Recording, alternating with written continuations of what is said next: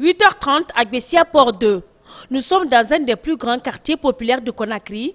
Comme presque chaque matin, Mawa Silla se prépare pour sa séance de répétition, une artiste acrobate hors pair. Quelques minutes de marche à peine, Mawa arrive sur cette plage de Bessia. Ses collègues de la troupe d'Oubadjabi l'attendent. Cette bande de sable leur sert de lieu d'entraînement 3 fois par semaine. Au rythme des applaudissements du public et quelquefois dans le silence, ces jeunes se perfectionnent en contorsion, acrobatie, jonglage, ainsi que plusieurs autres figures du cirque africain. Oui, j'aime trop ça. Pourquoi tu aimes? Parce que c'est mon métier. J'aimerais être plus tard acrobate. Ouais, tous les matins, c'est moi qui travaille avec les jeunes ici. L'inspiration, je trouve ça parce que je suis ancien, je travaille avec Sokis Bobob et j'ai fait beaucoup de créations. Les répétitions de Mawa et de sa troupe se déroulent sous le regard attentif de Mamadouba Doubadjabi Silla.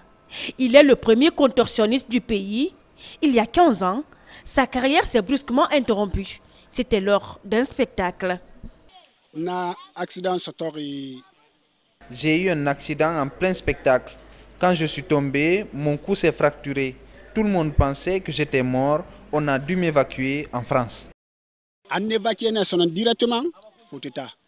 Parfois dangereux, le cirque est un art artistique épatant longtemps méconnu en Afrique. Il réunit acrobatie, jonglage, spectacle de clowns et des tours de magie. En Guinée, le cirque s'est développé avec la création du Circus Baobab en 1998. Cette troupe constitue le premier cirque acrobatique aérien de toute l'Afrique. Avec le soutien de l'autorité publique, le centre d'art acrobatique Keita Fodeba sera ouvert dans l'enceinte du stade du 28 septembre. Le centre est géré par une association. Très vite, cette école de cirque devient un outil de réinsertion professionnelle et socio-culturelle des adolescents en situation difficile. On a 150 élèves. Et présentement, j'ai 3 écoles en Guinée, 3 écoles de cirque. On a un coup de l'alphabétisation, d'abord le matin, jusqu'à 9h, 9h30. Après, on commence le réchauffement. Et après le réchauffement, jusqu'à 11h. Et après, l'atelier commence.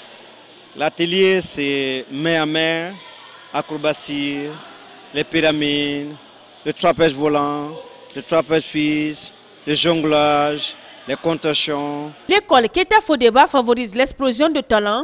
Au rythme du djembé, les jeunes apprennent à s'exprimer et à éblouir par leur corps. Des figures comme la contorsion, la danse et même de la sangle sont des plus raffinées et extraordinaires pour le public. Ces jeunes passionnés par leur art rêvent d'une carrière flamboyante. Oui, j'arrive à vivre de mon art, j'arrive à vivre de ça. Parce que je suis voyagé dans les pays africains. Je ne suis jamais voyagé en Europe, mais quand même dans les pays africains. Moi, j'ai abandonné l'école. J'étais à l'université, puis j'ai abandonné. Pour l'acrobatie et la danse. Parce qu'on gagnait des voyages, j'aimerais faire de l'acrobatie et la danse.